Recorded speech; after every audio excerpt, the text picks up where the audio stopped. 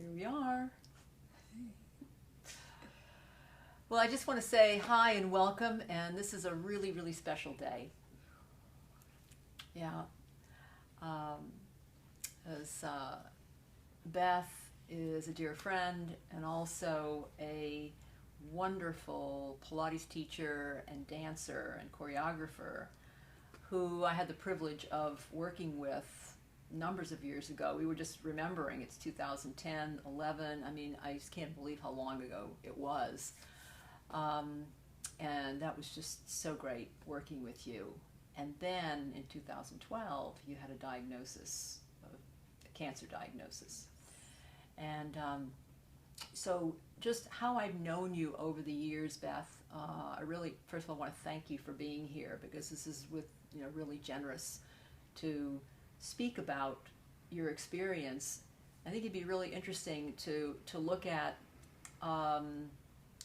just the value of having been, of coming into an illness, having been healthy.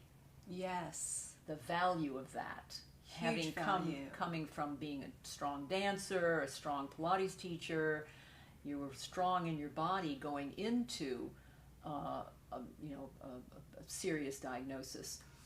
And then, as we've spoken about, just the process of mortality and of having that in your face.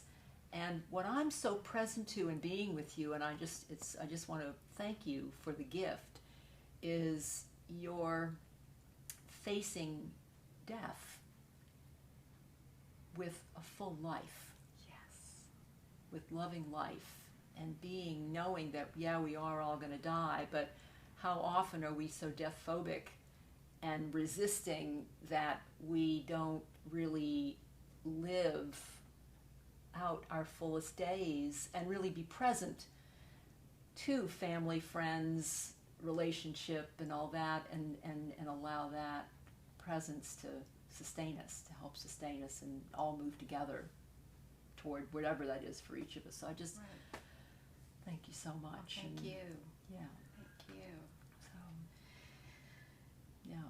Yeah, we, I don't know if it's more prevalent in health professions or physical professions, but you face different adjustments of aging, and there's this theory that we're all going to die, and there's all sorts of theories that you can resist it or fight it or believe a certain way. But nature is nature, and yeah, I think the more you can embrace the now, it is what has served me so much.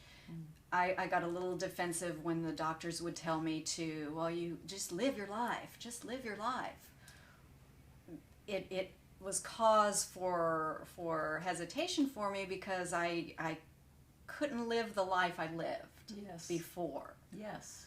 I was fortunate to be so healthy, to face the strong regimes to halt such an aggressive type of cancer.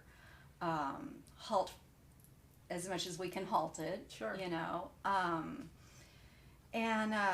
But yeah, life changes. Life completely changes. So rather than resist that, and I did have a feeling about it, sure, had a feeling about it, work through it.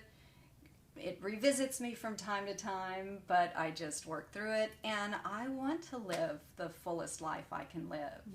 So I just look at what I have, what do I have? And oh my goodness, do I have some wonderful things in my life? How can I miss time with you by moping around somewhere, So I'm extremely happy to talk about what might be helpful to someone else, what has been helpful to me might help, and just to stay using what I can use, forgiving myself for my shortcomings. All of that is just really helpful in continuing to live and feel like I'm still a part of humanity, even though I'm at the doctor's office more than I am anywhere else. Yeah, yeah. You know, so when they Yes. say live your life, that is my life right now. I go to a lot of doctor's appointments. I go to a lot of scans. I do a lot of that stuff. But I try to approach it in a way that is life-affirming rather than compartmentalize, this is the illness. No, it is part of my life. It is life-affirming. So Right. what can I do to Right. make it joyful? Yeah, beautiful, beautiful. And it would really also be very valuable to speak a little bit about how listening to your body, how important that has been to, you have a lot of, as a dancer, you had a lot of ability and that, and then to actually be able to rein that back and yet be able to listen in a way that you feel like you're helping yourself. Right, because that requires a whole different discipline. You do need to listen to your body as a dancer, definitely. And we've talked before about ease of movement even in dance. There's places where you want to resist to maybe build strength or to do different things, but to play with that ease of motion. So I'm aware of feeling that, but as a dancer, you tend to have the goal of bigger, better, stronger. Even if you pull back and you're subtle, you're still working towards something. So to ease back and really focus on restoration has been really important. Really, really important. And yes, we were talking, some of the treatments that I went through made my body really seize up. Physically seize, lymphatically sluggish, all of those things. So rather than try to get back to a beginning format of exercise series, I just listened to my body. Well, let me breathe. Well, let me feel what that's telling me. My rib cage was tight and just restricted. So how can I try to loosen up the rib cage? All the stuff you talk about with the spine. It's so important to listen to all of that because it's working so hard. So for me to be able to finally take away the judgment of what napping might mean to someone else, it's really, for me, really restorative and really important. And then to listen how to move from that nap, what does the body need from there to gain ease of motion again. Yeah. Rather than to take on too much and hurt myself. Exactly.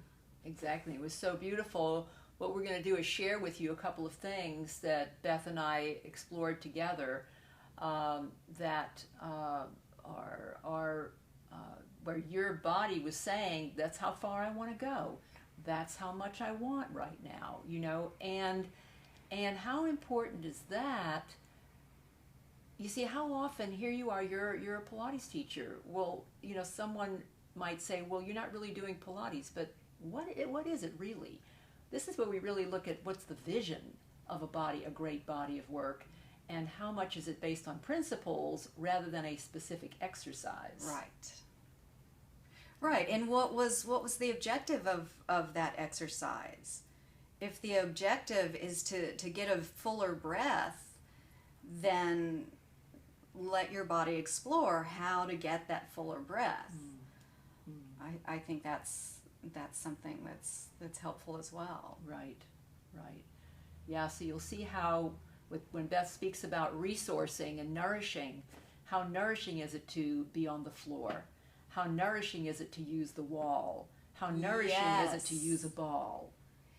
The stretchies band. Yes. How much that, I loved how you've spoken about that as how much just that feeling of security, how that is a sense of safety and nourishment. And I have been so surprised because I went to such a different level of physicality than I've ever experienced. Because even when you're first born and a toddler, you don't have this experience of trauma the same way you have as a middle-aged woman living your life as a dancer, choreographer, Pilates, and then suddenly be completely seized up physically and mentally as well, because with these treatments I lost a lot of cognitive abilities. Yes. So to have, I'm astonished and still enjoying the exploration of those modalities and those tools, because the nervous system responds in such a way that is just delightful. I cannot believe it, but it really does. It feels that support. It trusts that you're not going to push it too far. And I have a feeling about it. I would rather just go dance. Yes. I would rather do something else. Isn't that fascinating? Yes. Yes. That's what's so astonishing. So that's the push-pull. Yes. Is, well, I just wanna, but is your But what- deeper sense saying, ooh, not a good idea right Yes. now, and are you listening? Yes. Brilliant. Yes, yes, yes.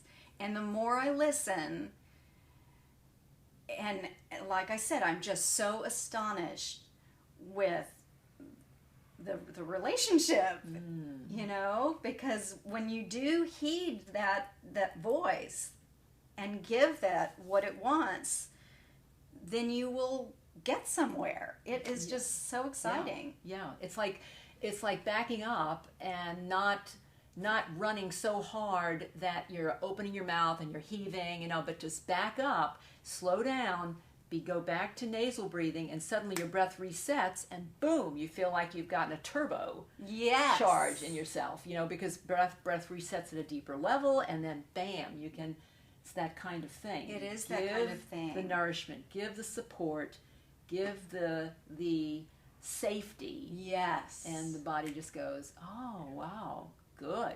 I can go further. And exactly. And the quicker you can give it, not quick as in hurry up and make this happen, but quick as in recognizing, oh, this is what you need. Let's rest. Okay, let's rest some more.